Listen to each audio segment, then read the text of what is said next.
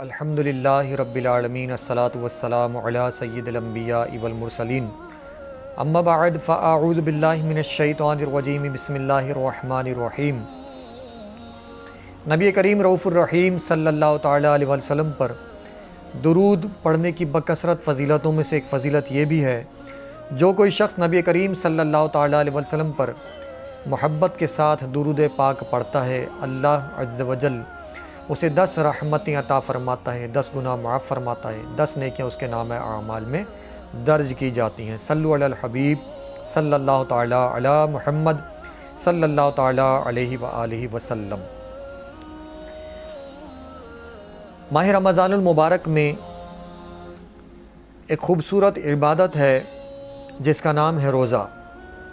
اور چونکہ روزہ رمضان سے متعلق ہے تو جیسے ہی روزے کا خیال آتا ہے رمضان کا خیال آتا ہے، جیسی رمضان کا خیال آتا ہے روزے کا خیال آتا ہے۔ ویسے تو ہم عام دنوں میں بھی روزہ رکھ سکتے ہیں، سنت بھی ہے، نفلی عبادت بھی ہے، ہمارے لیے اجر و ثواب کا باعث بھی ہے، بہت بابرکت بھی ہے، لیکن ماہ رمضان کے روزے ہم پر فرض ہیں، اور رمضان کے روزے جب رمضان کا نام آ جائے تو رمضان کے روزے رمضان کے ساتھ ہوتے ہیں تو بڑے بابرکت ہوتے ہیں۔ جو شخص جان بوجھ کر رمضان کا ایک روزہ قضا کر دے، وہ پورا سال روزے رکھے، پوری زندگی روزے رکھے، نہ اسے وہ سکون ملتا ہے، نہ وہ اسے لطف ملتا ہے، نہ اسے قرار ملتا ہے، نہ وہ برکت ہوتی ہے، نہ اس کی عظمت ہوتی ہے، نہ وہ شان و شوکت والا روزہ ہوتا ہے۔ جتنی شان و شوکت ماہ رمضان کے روزے کی ہے، جتنی برکت، جتنی نعمت ماہ رمضان کے روزے میں ہے،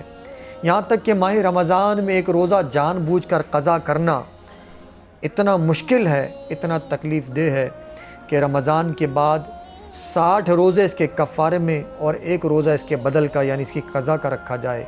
تب کہیں جا کر اس کا کفارہ ادا ہو اور یہ بھی اللہ قبول کر لے۔ قاعدے پر عمل کریں اور اس کے بعد قبولیت کے لیے درخواست پیش کریں کہ یا اللہ اسے قبول فرما، جو غلطی ہم نے جان بوجھ کر کی۔ جو کسی بیماری یا سفر یا مجبوری کے تحت جس کے روزے رہ جائیں، وہ اس سے الگ معاملہ ہے۔ لیکن پتہ یہ چلا، یہاں پر ہم جس بات پر غور و فکر کر رہے ہیں وہ یہ ہے کہ جو روزے کی بات، جو خوبی، جو برکت رمضان میں ہے وہ غیر رمضان میں نہیں۔ اب رمضان میں روزے ہم پر فرض کیے جاتے ہیں، اور یہ کس طرح فرض ہوتے ہیں کہ ہر عاقل اور بالغ پر، مسلمان پر، اس کے لیے مسلمان ہونا، عاقل یعنی عقل مند ہونا، یعنی دماغ کا حاضر ہونا، اور بالغ ہونا یہ لازم ہے۔ کم عمری میں جیسے نماز پڑھوانے کا حکم ہے کہ نماز کی عادت ڈالو، 7 سال کے بچے کو، 10 سال کے بچے کو مار کر پڑھواؤ، ایسے ہی روزے کے لیے بھی حکم ہے کہ اسے بھی کم عمری کے اندر عادت ڈالی جائے۔ اور آپ نے دیکھا ہوگا کہ ہمارے یہاں الحمدللہ بڑے شوق اور ذوق اور جذبے کے ساتھ بہت سے بچے روزے رکھتے ہیں، والدین روزے رکھواتے ہیں اور خوشی کا اظہار کرتے ہیں، انہیں کچھ نہ کچھ تحائف دیتے ہیں، انہیں پھول پہناتے ہیں، بچے خوش ہوتے ہیں، انہیں اچھا لگتا ہے، حوصلہ بڑھتا ہے۔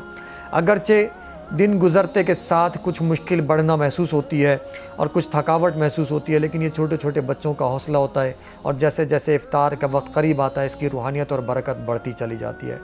تو بچوں کو روزہ رکھوایا جائے، یہ حکم ہے، اور جب ہم بچوں کو روزہ رکھواتے ہیں تو بڑے ہوتے ہوتے انہیں عادت پڑ چکی ہوتی ہے، اور جب یہ بالغ ہوتے ہیں تو کنٹینیو ان کے روزے چلتے ہیں اور روزے ضائع ہونے سے بچ جاتے ہیں الحمدللہ۔ یاد رکھیے، روزہ رکھنے سے کوئی بیمار نہیں ہوتا، روزہ رکھنے سے انسان صحت مند رہتا ہے۔ کیوں صحت مند رہتا ہے؟ کیونکہ روزہ ہمیں تقوی اور پرہیزگاری سکھاتا ہے۔ ہم عام حالات میں بے جا کھاتے پیتے ہیں، فضول کھاتے پیتے ہیں، چلتے پھرتے بکرے کی طرح چرتے پھرتے ہیں، کبھی کچھ کھا لیا، کبھی کچھ کھا لیا، کبھی کچھ کھا لیا، کبھی کچھ کھا لیا۔ یہ چلتے پھرتے کھاتے رہنا صحت مند ہونے کی علامت نہیں ہے، ہمارے لیے کوئی خوب عمل نہیں ہے، کوئی بہتر عمل نہیں ہے، یہ بہت نقصان دہ عمل ہے۔ ہوتا کیا ہے کہ جب ہم زیادہ کھاتے ہیں، جب ہم فضول کھاتے ہیں، غلط چیزیں کھاتے ہیں، تو ہم اکثر بیمار بھی ہوتے ہیں۔ اطباء یہ بتاتے ہیں، ڈاکٹرز یہ بتاتے ہیں کہ آپ نے یہ چیز کھائی تھی، اتنا فضول کھایا تھا، یہ کھٹا کھایا تو ایسا ہوا، یا آپ نے میٹھا بہت زیادہ کھایا تو ایسا ہوا، یا آپ نے مرچ مسالے کھائے تو ایسا ہوا، یا آپ نے ٹھنڈا کھایا تو ایسا ہوا، یا آپ نے گرم کھایا تو ایسا ہوا۔ پتہ یہ چلا کہ زیادہ کھانا اور بے طریقہ اور بے سلیقہ کھانا یہ ہمیں تکلیف پہنچاتا ہے، لیکن روزہ ہمیں کنٹرول کرواتا ہے، روزہ ہمیں عادت ڈالتا ہے کہ کھانے پینے کا ایک ٹائم پیریڈ ہمیں بتاتا ہے کہ 2 ٹائم کھایا جائے, لمٹ میں کھایا جائے, طریقے سے کھایا جائے, صاف ستھرا کھایا جائے, اچھا کھایا جائے, بہتر کھایا جائے. جب دیکھیے ہم زیادہ کھا لیں گے سحری میں تو کیا ہوگا, دن بھر میں مختلف ڈکاریں آئیں گی, ہمیں بہت بھاری پن محسوس ہوگا, پھر ہم بیمار ہوں گے, پھر ہمیں پیٹ خراب ہوگا, 10 بیماریاں ہوں گی, پریشانیاں ہوں گی. اور اگر ہم افطار میں بے حساب کھائیں گے, بے طریقہ کھائیں گے, حد سے زیادہ کھائیں گے, خوب پانی بھر بھر کر پئیں گے, ٹھنڈے پانی پئیں گے, مشروبات پئیں گے, خوب بہت زیادہ کھائیں گے, گھی اور تیل کی چیزوں کا استعمال کریں گے, نمک مرچ اور مسالوں کا استعمال کریں گے, حد سے زیادہ استعمال کریں گے, نتیجہ کیا نکلے گا, ہمیں روزے کی ایک خوبی تو مل جائے گی کہ ہم نے روزہ رکھا, نام کا روزہ تو ہو جائے گا مگر کام کا روزہ نہیں ہو سکے گا. روزے کی ایک روحانیت یہ تھی کہ ہم اس کے ذریعے سے اپنے نفس کو کنٹرول کرتے, اپنے آپ کو کنٹرول کرتے کہ جو زیادہ کھانے کی, چلتے پھرتے کھاتے رہنے کی اور فضول کھانے کی اور ہر چیز کھانے کی ہماری عادت ہے, اور ہم نے اپنے جسم کو, اپنی جسمانی ساخت کو خراب کیا ہوا ہے. اکثر لوگوں کی صحت حد سے زیادہ خراب ہو جاتی ہے, بہت ساری بیماریاں ہو جاتی ہیں, کہیں دل کی, کہیں گردے کی, کہیں دماغ کی, کہیں پھیپھڑوں کی, کون سی بیماریاں ہو جاتی ہیں, یہ فضول کھانے کی وجہ سے ہوتی ہیں, بے حساب اور بے ڈھنگا کھانے کے سبب سے ہوتی ہیں, بے طریقہ کھانے کے سبب سے ہوتی ہیں. اگر ہم روزے کی روحانیت حاصل کرنا چاہتے ہیں, برکت حاصل کرنا چاہتے ہیں, تو ہم طریقے سے کھائیں, سلیقے سے کھائیں. سب سے پہلے اپنے سحری پر کنٹرول کریں, سحری کا کھانا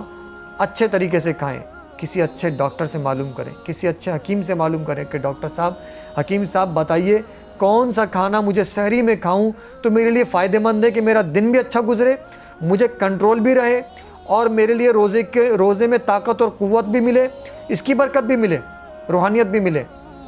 تو وہ بتائیں گے کہ آپ کے لیے کون سا کھانا اور کتنا اور کس طرح کھانا بہتر ہے. پھر ایسے ہی جو افطار میں ہم بے حساب انتظام کرتے ہیں, بے حساب اور بے طریقہ کھاتے پیتے اور آدھا کھاتے آدھا پھینکتے ہیں, اور خوب ٹھنڈا پیتے ہیں, اور خوب مرچ مسالے اور خوب شوق والی چیزیں کھاتے ہیں, تو اگر اس کے بارے میں بھی معلوم کر لیں تو انشاءاللہ ہمارے افطار بھی اچھی ہو جائے. پھر ہمیں تراویح کی نماز بھی بھاری محسوس نہ ہو, پھر ہمیں فجر میں سحری میں اٹھنا بھی مشکل پیش نہ آئے, فجر کی نماز بھی کنٹرول کے ساتھ پڑھ سکیں. انشاءاللہ ہمیں روحانیت بھی نصیب ہوگی, برکت بھی نصیب ہوگی, اور سارے روزے ہمارے اچھے ہو جائیں گے انشاءاللہ. اور اگر ہم اس بات کو سمجھنے میں کامیاب ہو گئے کہ روزہ ہمیں کھانے پینے سے کیوں روکتا ہے, تو یقین جانیے جو لوگ اکثر مختلف قسم کی بیماریوں کا شکار رہتے ہیں, جیسے موٹاپا ہے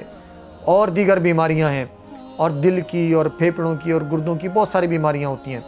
اگر کھانے پینے پر کنٹرول کر کے طریقے سے چلے اور صحیح روزے رکھ لیے تو یقین جانیے ہمیں پورا سال گزارنے کا طریقہ مل جائے گا. اور پھر انشاءاللہ اگر اس طرح ہم سال گزاریں گے تو انشاءاللہ عز و جل زندگی آسان ہو جائے گی اور مختلف بیماریوں سے چھٹکارا نصیب ہو جائے گا. اللہ تبارک و تعالی ہمیں روزے کی روحانیت اور برکت جسمانی قوتوں کے ساتھ حاصل کرنے کی توفیق عطا فرمائے. وما علینا الا البلاغ المبین. ایسی انٹرسٹنگ اور معلوماتی ویڈیوز دیکھنے کے لیے آپ ابھی ہمارے چینل اسلام اور دنیا کو سبسکرائب کریں اور بیل آئیکن پر کلک کرنا نہ بھولیں.